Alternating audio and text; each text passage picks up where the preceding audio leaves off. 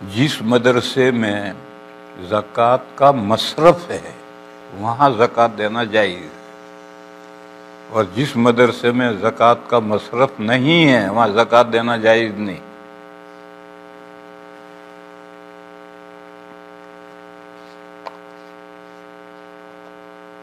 ایک بات،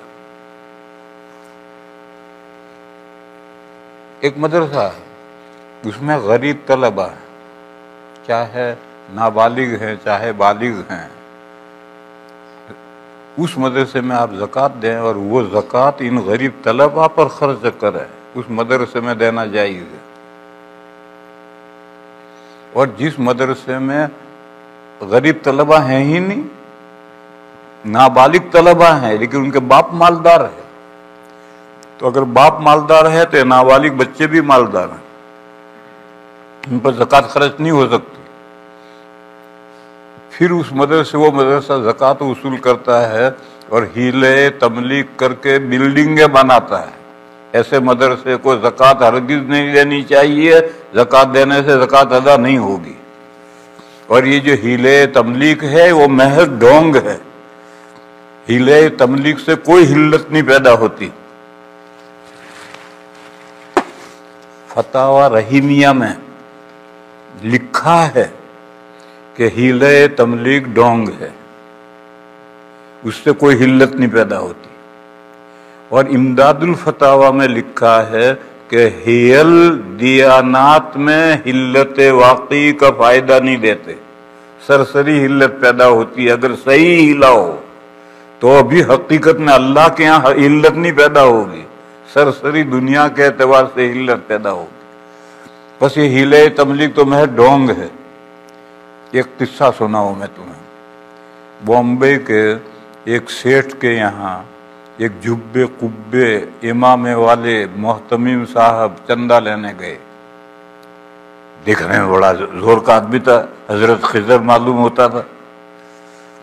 تو اس سیٹھ نے جو چندہ دینا تھا دیا، پھر اس نے کہا حضرت مجھے ایک مسئلہ بھی بتا دو۔ کیا؟ میرے پاس 3 لاکھ روپے انٹرسٹ رکھے ہیں سود کے، یہ رقم مجھے کہاں خرچ کرنی چاہیے؟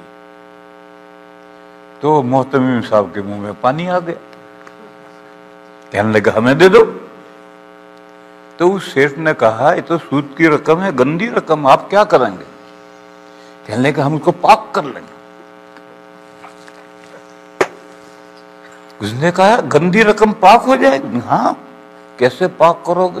تو انہوں نے بتلایا کہ مدرسے کے ایک طالب علم کو بلا کر 10,000 روپے دیں گے اور کہیں گے کہ تیرا جی چاہے تو مدرسے میں دے دے، وہ دے دے گا مدرسے میں، نہیں دے گا تو ہم ٹانگیں توڑ دیں گے اس کی۔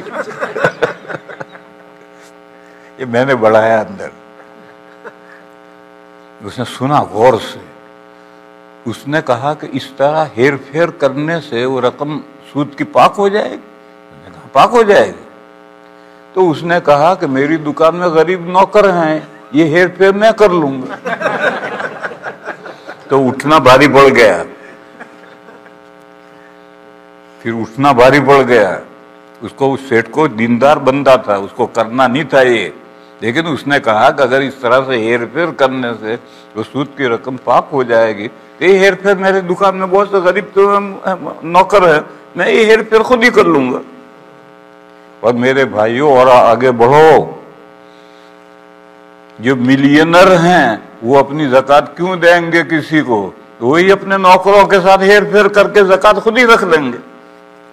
اگر محتمم ہیلے تملیغ کر سکتا ہے تو یہ مال والا کیوں ہیلے تملیغ نہیں کر سکتا؟ اس کے لیے جائز ہے تو اس کے لیے کیوں جائز نہیں؟ اس کے ہیلے تملیغ محض ڈھونگ ہے۔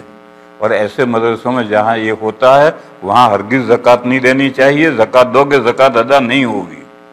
اور آپ کو معلوم نہیں ہے تو وہ جانے، آپ کو معلوم نہیں اور آپ نے رقم دے دی تو وہ جانے۔